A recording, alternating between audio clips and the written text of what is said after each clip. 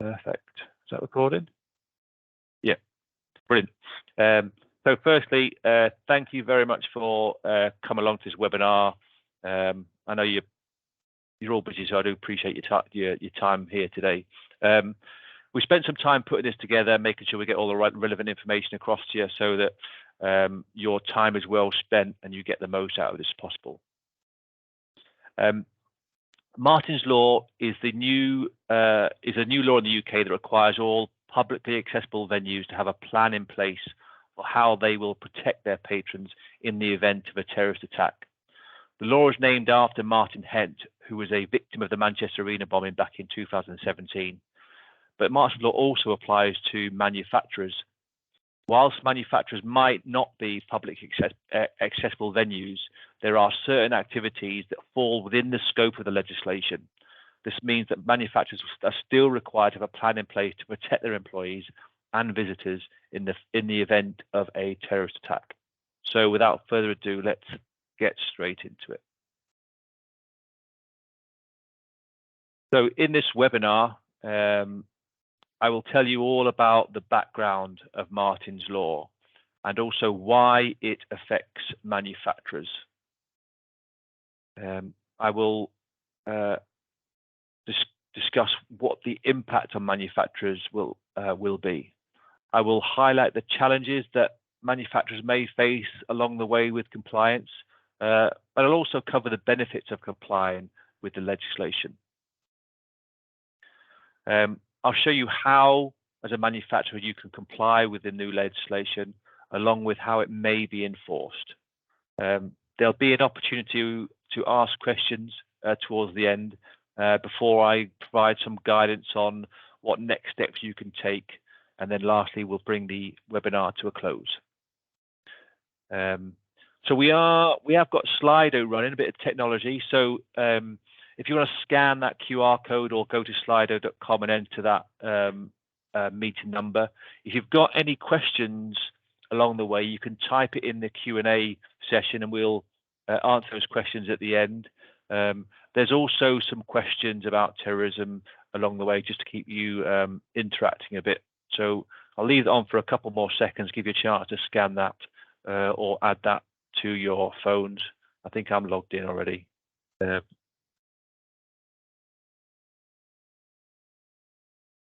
Perfect. Right. So click on that. So Martyn's Law. Let's look into the background to Martyn's Law.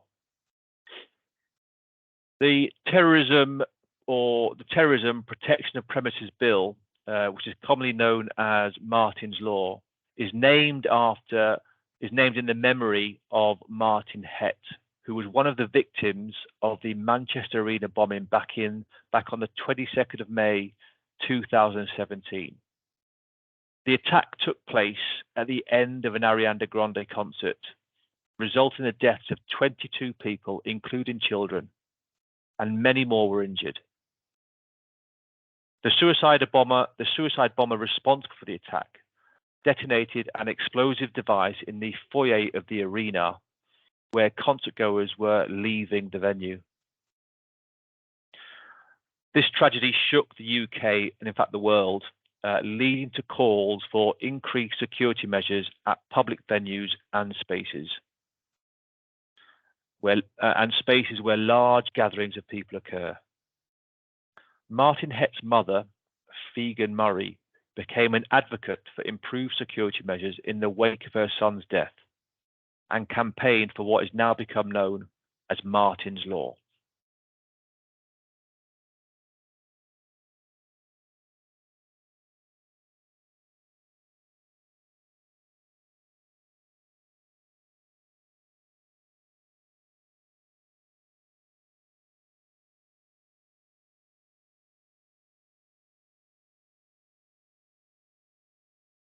So straight to Slido, straight into the first question. Hopefully you can see that. So if you go on your phone device or mobile devices and just answer that question. So how many terrorist attacks has the UK experienced since 1970? Just click on your answer and tap send.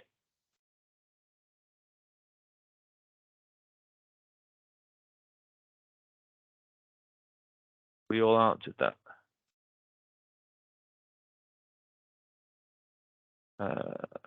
So the correct answer is 181. Well done to those who got it right.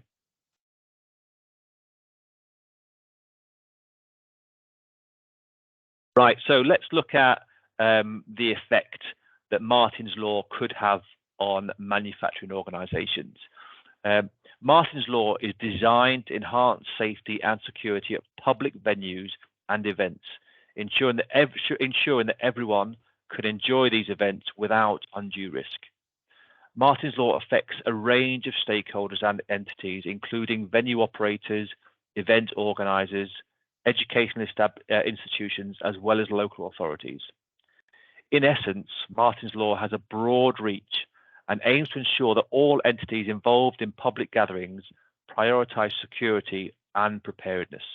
So let's look at the details of why it affects manufacturers. There are two main criteria that affect the application of Martyn's Law legislation. So Martyn's Law will apply to your manufacturing business if you firstly have a maximum capacity of over 100. Now, there is some grey area here. So capacity for a music event or a sports event is quite simple to understand. But for a manufacturing organisation, it's a bit more difficult. I mean, is the capacity of the event is it the capacity of the actual event that's being run, or is it the total capacity of the actual premises? At the moment, this is not clear. Personally, I think it will probably be measured as the total capacity of the premises. So they've arrived at the figure 100 based on the level of risk. So without teaching stock eggs, there are two inputs when we measure risk. There are likelihood and impact. Now, just because there's over 100 people doesn't increase the likelihood of a terrorist attack occurring, but it does increase the impact. So I think when manufacturers are considering the capacity of an event, they should consider the number of people that could be impacted should a terrorist attack occur. Hopefully, however, this grey area will be clarified before the new legislation comes into force. The second criteria is you must have a business premises that is open to the public. Now, again, there's some grey area here when it comes to a manufacturing business. So is a manufacturing facility public if it is a closed site? What about contractors coming on site? What about hosting visitors? So again, there's a bit of grey area, but let's look in a bit more detail at what activities fall under the scope of Martyn's Law to shed some more light on this.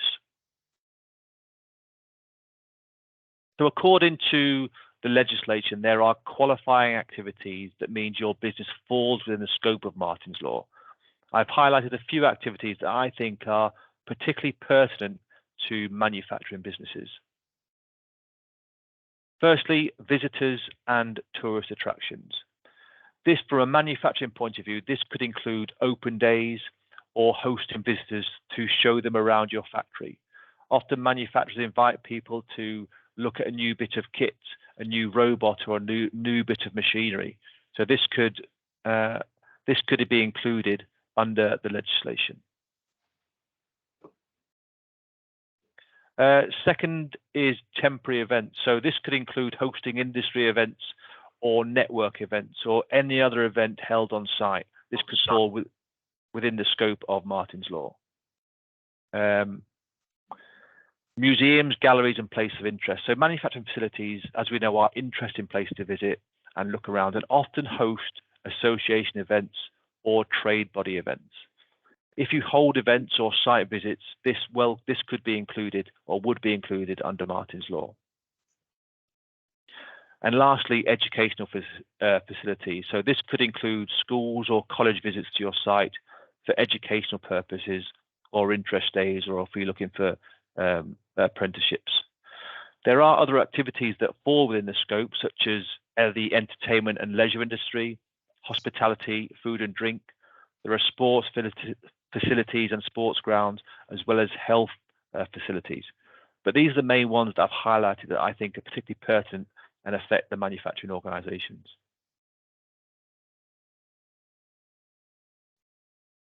So we've seen why it will affect manufacturers. So I want to have a look at the impact it could have on manufacturers. Now, Martyn's Law introduces a tiered approach to compliance, so with varying levels of security measures based on the nature of the venue or the event. There are typically 3 compliance tiers that you need to be aware of. So let's have a look at these in a bit more detail. So firstly, apologies, this slide does become a bit busy, but I feel I need to get all this information across. So the first tier is a voluntary tier, and this applies to any manufacturer with a capacity of less than 100, but who wants to put in measures to safeguard against a threat of a terrorist attack.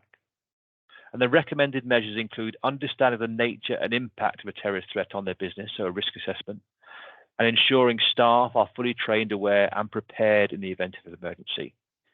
It also says that you understand that these threat levels may change, as criteria may change. As the UK's terror threat profiles change, the expectations of organisations may increase.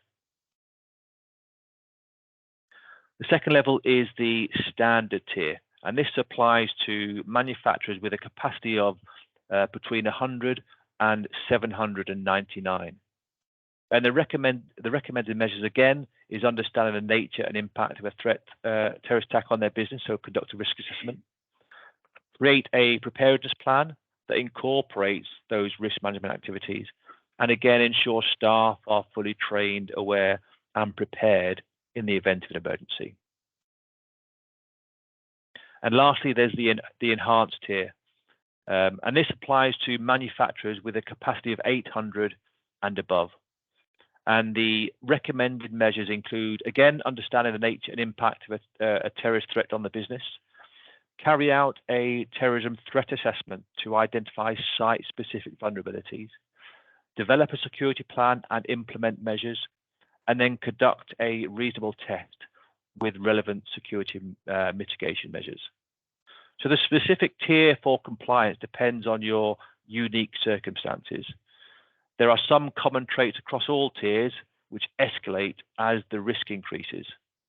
Compliance with Martyn's Law is not a one-size-fits-all. It's a tailored approach to security that aligns with the level of risk. So a Slido question for those that just joined. If you want to, you can scan that QR code in the corner, or just go to slido.com and enter that number, and you can sort of take part in the poll. And also gives you an idea of answer any questions we can raise at the end. So, how many deaths have been caused by a terrorist attack since 1970? And we'll give a couple of minutes for people to answer that.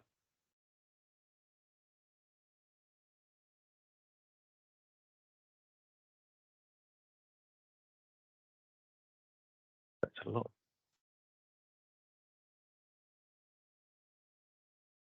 So interestingly, the correct answer is 3,656.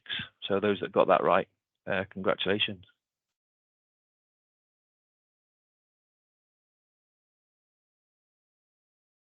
Right, so we've had a look at why it affects manufacturers. We've also looked at what how it will impact manufacturers. Let's look at some of the challenges that manufacturers may face in complying with Martyn's Law. Remember, Martyn's Law is primarily focused at security at public events and venues. So these challenges that manufacturers face come from the specific nature of the requirements of the law, tied in with the nature of manufacturing operations. So let's have a look at some of the unique challenges. So compared to public venues and event locations, manufacturers operate from complex environments. So from multi-building industry facilities, for example, to smaller mixed-use workshops. So implementing effective security measures can be challenging. Large venues are designed to control the movement of visitors. Controlling access to visitors in a manufacturing environment can be difficult. Unused office spaces, workshops, and high-risk environments all add to the complexity of controlling visitors. Communication channels within large venues are built into the fabric, where it's just a case of communicating with attendees. Communicating between visitors and the workforce in a manufacturing facility requires detailed and robust planning. And lastly, large workforces. So manufacturing facilities often have substantial workforces. Training and educating all employees on security measures and emergency procedures can be resource intensive. Addressing these unique challenges often requires a tailored approach that considers the specific nature of the manufacturing facility, its size, the types of products being manufactured, and the existing measures in place.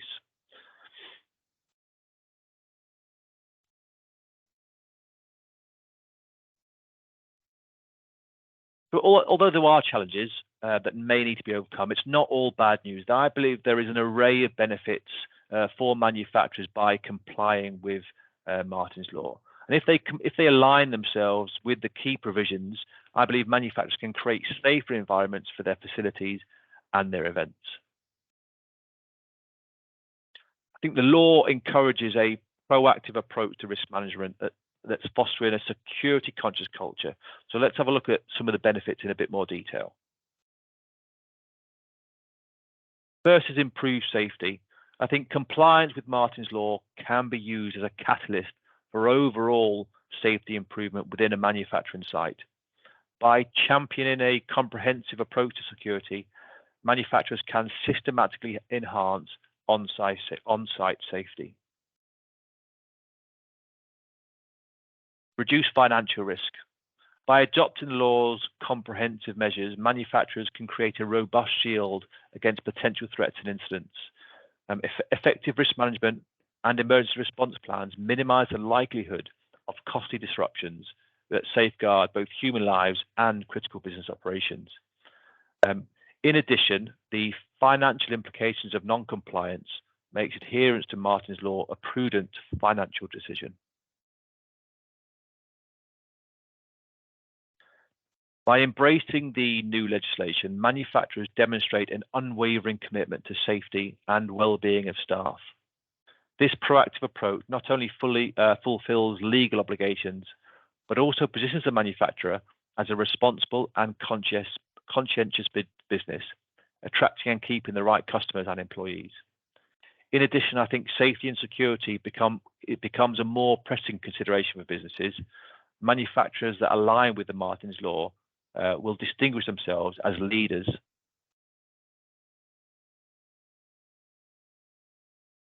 And lastly, improve security culture. So Martyn's Law is a profound shift in the security culture within manufacturing operations. It's fostering a proactive and vigilant mindset. Compliance with Martyn's Law is about collective preparedness, with employees becoming integral contributors to creating a resilient environment. Actively participating in training and drills will foster a culture of vigilance, preparedness, and continuous improvement that will seep into all areas of manufacturing. Right, so another question then, keep you on your toes. So if you go onto the app, so what is the most common type of terrorist attack in the UK? Should be able to.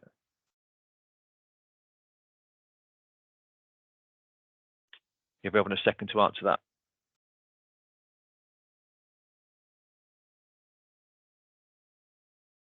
The answer is bombing. So 40% got you right. I don't know who those 40% are, but well done to you. Well done to you. Give yourself a pat on the back. Joe got it wrong. So we've looked at quite a bit now. Let's look at how manufacturers can be compliant with the law. Ensuring compliance with Martyn's Law involves several key steps and strategies that manufacturers can implement to enhance security at their facilities and comply with the legal requirements. So here are some practical steps and guidance on how manufacturers can ensure compliance with Martyn's Law. So you've already made a start by attending this webinar and understanding the provisions and requirements of Martyn's Law and familiarising yourself with the key elements and obligations. But it's vital you stay informed, whether your organisation falls within the scope of Martyn's Law or not.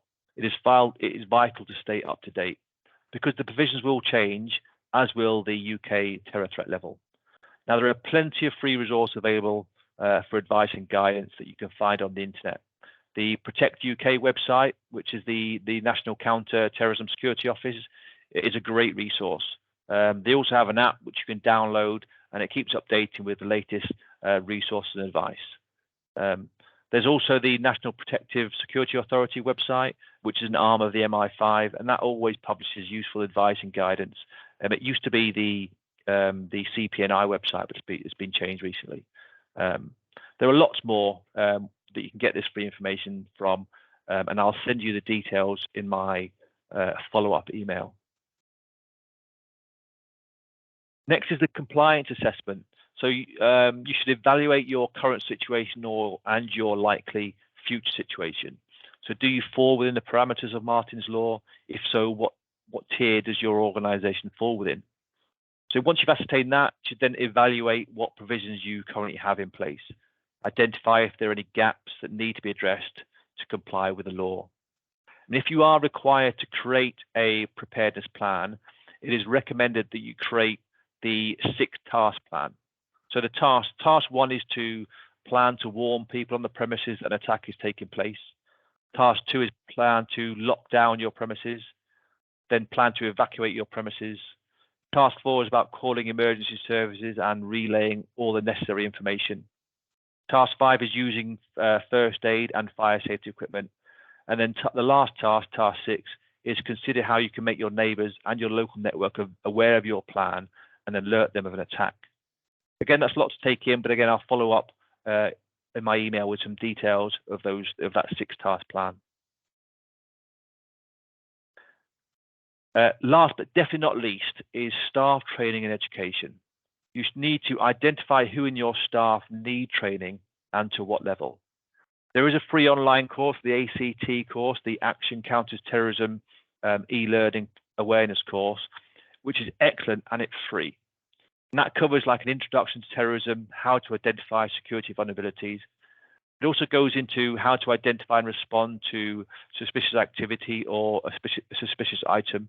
And it talks about how to respond in the event of a firearms or a weapons attack.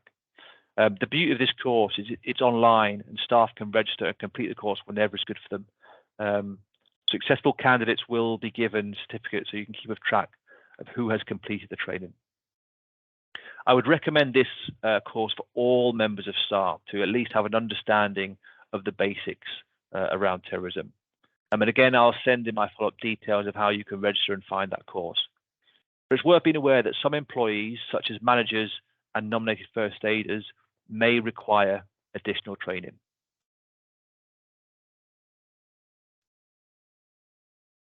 So join the quiz. Got a quiz question coming up. So I think type your name in and then click join. And there's a quiz coming up. Got 2 participants so far. Not 3. Perfect. Right. Here we go. Who are the majority of terrorist attacks carried out by? I'm hoping everyone's answered that. 100% said right-wing extremists. Correct. Congratulations, Wayne. 8 seconds. Paolo, more work needed.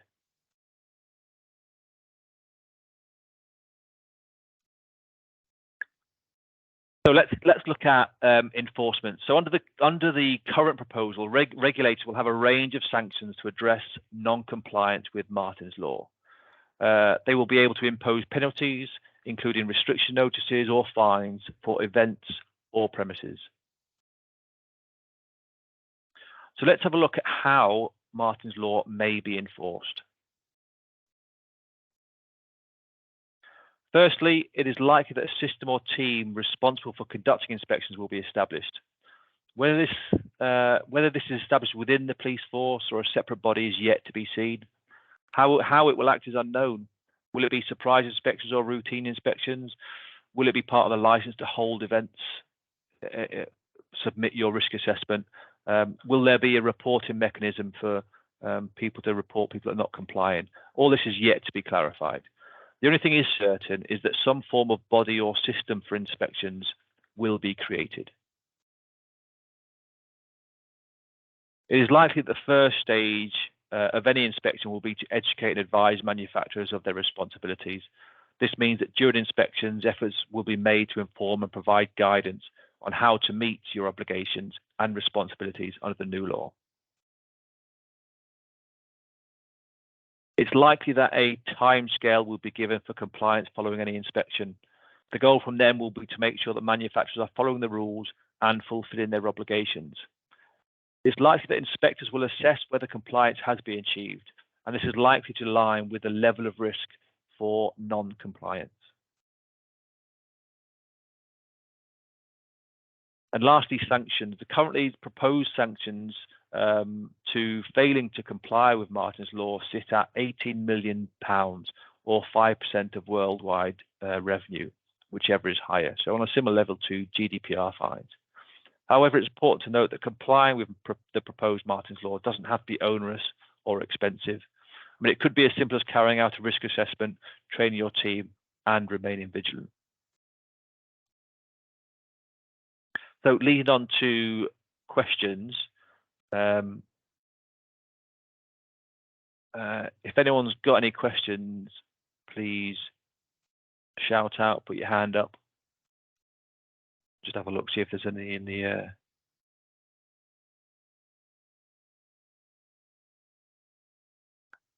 no. Has anyone got any questions at all? Yeah. Go on, Steve. You have to take yourself on mute, please. Still on mute. Can you hear me now? Hey, yeah, can do. I was going to put you through there. It's just food for thought, really. If you've got your manufacturers and we're talking about security, I'm just making this up now. You've got security at gates and stuff like that. Now, if that security is an external company that's coming in, obviously they're going to have to be involved in the whole of the manufacturer. So they will be part of, I'm going to guess, the part of the manufacturer's training as well. So they won't just be trained by their own company. They'll have to be involved in the manufacturer's training. So if you've got someone like Syngenta and they're using an external security company, I'm going to guess that they've got to get involved in that with the manufacturing companies because they come under the same umbrella. Is that correct? Yeah. So where it'll probably work is that a plan will be created if they fall within the scope, and they'll sort of detail of what the plan is, how to communicate internally, externally, how to move, communicate with employees, that sort of stuff. And then prior to an event occurring, so whatever happens, they'll probably have a briefing and say, right, this is your responsibility, that's your responsibility. So, for example, if you can imagine a facility that has multiple different areas, it's not just a case of getting a tannoy out or a loudspeaker and communicating to everyone like it wouldn't be in a venue. There'll be people on the shop floor, for example, working. There could be people in different buildings. It'll be how giving people delegation, saying, right, you are responsible for informing the shop floor, for example, or you're responsible for letting staff in the office know, that sort of stuff. And that'll be, as part of that briefing, the security guys on site who are controlling access will be involved in that side of things.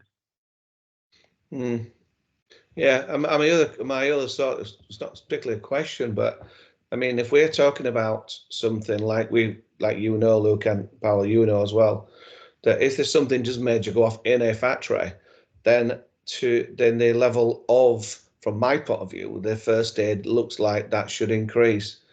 Because they're training wise. Absolutely, but then you've got to manufacturing is inherently a dangerous place. So there's lots of machines and tools on site. I mean, if you sort of go to a foundry, for example, where you've got the sort of the melting, I mean, last thing you want is, let's say, a marauding gunman at extremes or a guy with a knife running around, and you've got people fleeing into an even higher risk area and risk of getting burned. So it can be really, really complicated. And the idea is, when we sort of say robust drills, it's got to be really, really simple, so everyone knows exactly what they've got to do. Mm-hmm. I can see actually going to, well, depending on what comes in, but from the teaching the first day at work, the 3-day, we cover a lot of stuff on there, but not in this sort of scale. But yet we start going to your FREC level, which is FREC 3 level, pre-hospital care. They do hit a lot of this kind of stuff. So I could actually see, from my point of view, that might be a thing forward. I'm just talking out loud there. Yeah. Valid points, mate. Valid points. Go on, Paolo. Yeah. Just a quick one. I think for myself, looking into it, obviously, where we're located, and we've got quite a large number of manufacturing companies in our area. I mean, Cummins is probably our closest neighbour. But at the back of our location, we've got the canal. We've got access to the supermarket, big lot Sainsbury's behind us as well. So there's a lot of footfall. So although we might not have per se the threshold of 100 staff on site at that moment, I believe that my first two-part question, my first part is that I do believe we fall into the second tier of it, because we are accessible to the public, because people do go past it all the time, college students, etc. And secondly, the access to our site is quite open. So will that qualify us for a tier, for the medium tier, under the Martyn's law? That's the first part of the question. Yeah, you've got to consider what the qualifying activities are. Yeah. So and it's around events. So if you're it's not just general people walking past. Otherwise, you'd have high street, for example, being included. It's about events. So it's if you're holding events where people are coming to, that's where you need to be putting in measures in place. The fact that you're open to the public or you're nearby to a public space doesn't necessarily qualify you, make you fall within that category. Okay. And will Martyn's, sorry, and I'm saying Martyn's law, the second part of the question, Martyn's law, will that also fall as a requirement for insurance companies to, as part of the premiums as well? Because it is a risk identification for companies to identify, obviously, that, like you say, if there's an event on, and you haven't taken consideration of that there are members of the public coming into yours, because contractors are also members of the public. Exactly. Yeah. Can you see yourself? Can you see that potentially getting into a requirement from insurance companies as well? So the answer is yes. I think it will. I think the idea of, if you can, big venues and events, it'll be a part of their insurance premiums to have plans in place, and it'll something that'll be asked as part of their reinsure. Yeah. When it comes to manufacturing, it's bound to be asked, and particularly across the board for any business, it's bound to be asked whether they fall within the criteria of Martyn's law, and whether they've got sort of plans in place. How that affects insurance premiums is yet to be seen. Yeah. Let's face it, anything to grab some more money off you. Yeah, I mean, I think from our perspective, I think the free training, especially for the receptionists, etc., like that, the free training on the anti-terrorism, I think that's a good start, because both myself and Wayne has been on it. I'm a big advocate of it. So that will be a good start. Response plan as well. And I think if we keep it nice and simple for the guys, if in the event of that something like that does happen, it doesn't have to be overcomplicated. So I think I think you made some very valid points. I really, really enjoyed the information that you passed on. So I mean, like I mentioned, one of the benefits of it will be bring a better security culture. So by having people more vigilant and more aware, you make people more vigilant and more aware. They know what they're looking for, and they'll see other stuff. So that'll have, I believe that, or if you do it properly, that should have a knock-on effect to the overall security site. But then it'll roll on to other aspects of that continuous improvement. People see a problem, people see things that can be done better, and you give people the opportunity to raise those concerns. Then that'll just feed into the continuous improvement mindset, I believe. Yeah. But yeah. Which is always good. Yeah. No, thanks for that, Luke. I appreciate it. Any more questions? I'll click through. We've got a few more slides to cover. Let me just get back on. So next steps. So before, just cover a few next steps of how we can support. Before we go into it, I wanted to explain what we are. I think, as you all know, we're sort of a security management company specializing in manufacturing business. So we're all about creating that secure environment for manufacturers. And it's our mission to support UK manufacturing growth through effective and balanced security.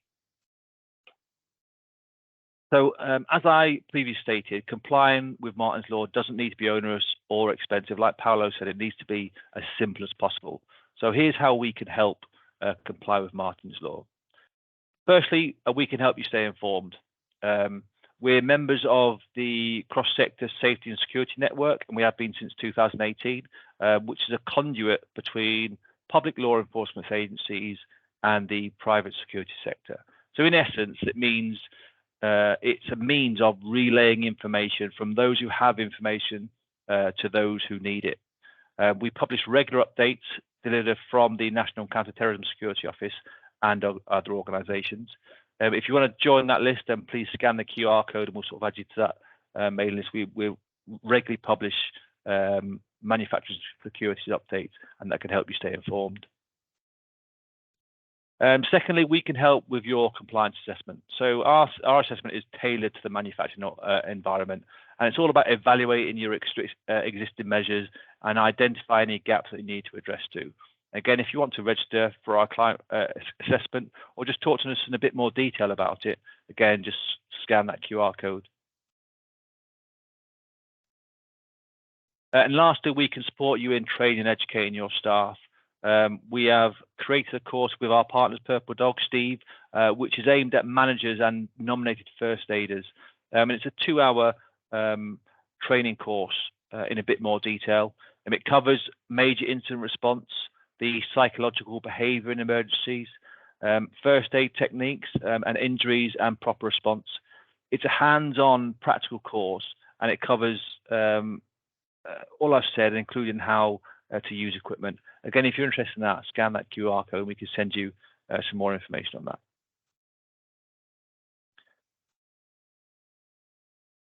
So that brings the webinar to a close. So thanks for coming along. I hope you found it informative.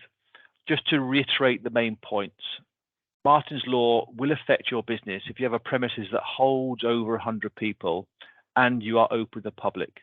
And so there are certain qualifying activities such as open days, networking or industry events, or if you host schools or colleges at your factory, they all mean you fall within the legislation. So the impact Martyn's Law will have on your business will depend on the level of risk posed. So in general, that means the more attendees, the higher the risk, and the more measures you will have to take to safeguard your staff and your visitors. But complying with Martyn's Law doesn't have to be onerous, it doesn't have to be expensive. Just simply staying informed, training your team, and conducting a risk assessment could be enough. And that's it. Thanks very much for attending. I've put my contact details on screen for those who haven't got it, who want to follow up with me later. Let me find out how I can stop sharing. There we go. Perfect. Does anyone have any question or have a chat about anything before we finish? No, nothing for me. No, that was good. Thank you. You happy, Steve? Yeah, no, I was actually thinking of something now. So it's really, I mean, it's amazing. Oh, that's it. That was it. Let's come back to now. So you yourself, I mean, you two guys, you know about risk assessments. I teach risk assessments.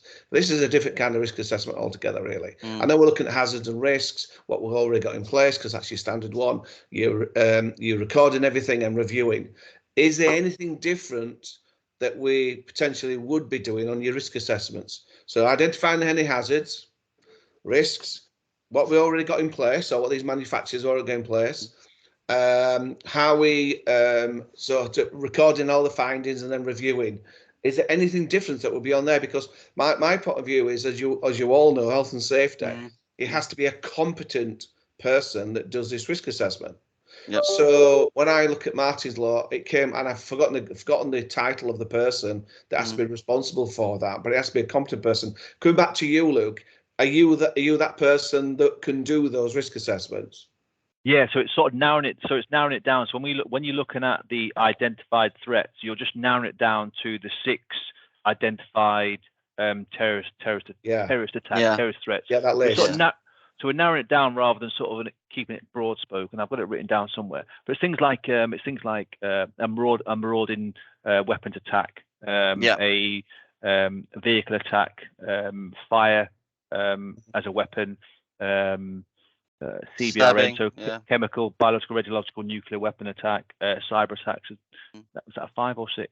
So you're looking at those 6 particular threats, and then looking at the measure you've got in place to counteract those, and then grading them whether they're an acceptable mitigation or unacceptable. I think a big one as well is which you touched on, the cyber attack, and I think that's increasingly becoming the modus operandi, because you're always going to have the lone wolf, or you're going to have the sensationalist attacks, we say the terrorists for that event. But what gets a little bit of a less publication or publicity is the actual IT cyber attack, because I mean, previous company I worked for, you were with Luke, we had a massive cyber attack, cost 50 million quid. It cost us a lot of money to get off, and that's just from one Trojan horse breaching the security systems, and it just destroyed all the manufacturing. We had to go back to the 1980s style of manufacturing. So it is a very, very, and going back to the original question, Steve, is I don't think there's much difference. I think it's just the bottom line is still the same: threat, possibility, likelihood, etc., and keeping it simple in that regard.